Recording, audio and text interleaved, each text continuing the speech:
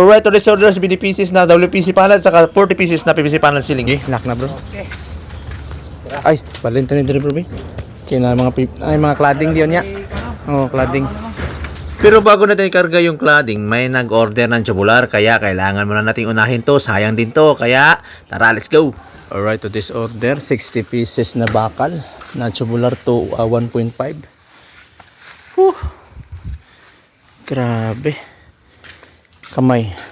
Hahaha. Oh, thank you, Holy Father. Thank you.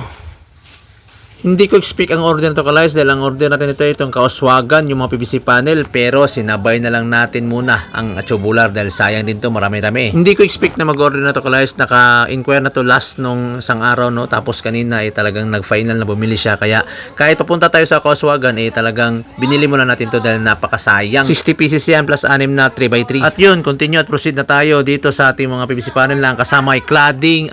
Isok-sok yun daw kung mubangga ba, kulangon ba? Yan ako, sa nung kawya, wait lang. Ilaw. Yun, nakarga rin, guys, at kasama din yung roofing na kulay red, 16 feet. Tara, continue na tayo, papunta na tayo doon sa Kauswagan. Alright. Dumating rin tayo. Time check, 2:00 ng hapon. Rails na! Rails!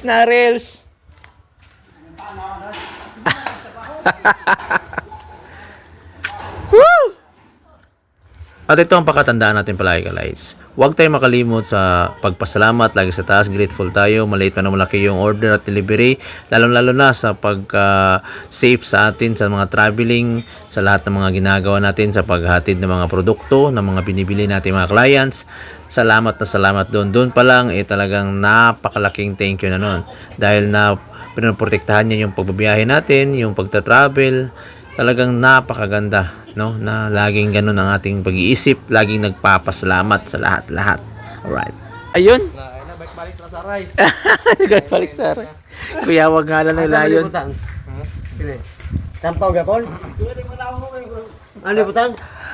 Para mo kayo. Kita yung vlog. Kaya ko na-i-share na. Yun, ipili itong balon lagi. Kani 24 ni kabuk. Kini? Kani. Abong. Pwede na ni kuaon. Kani. Pwede maglisod ba, press slide ra. Oo. Naog ni.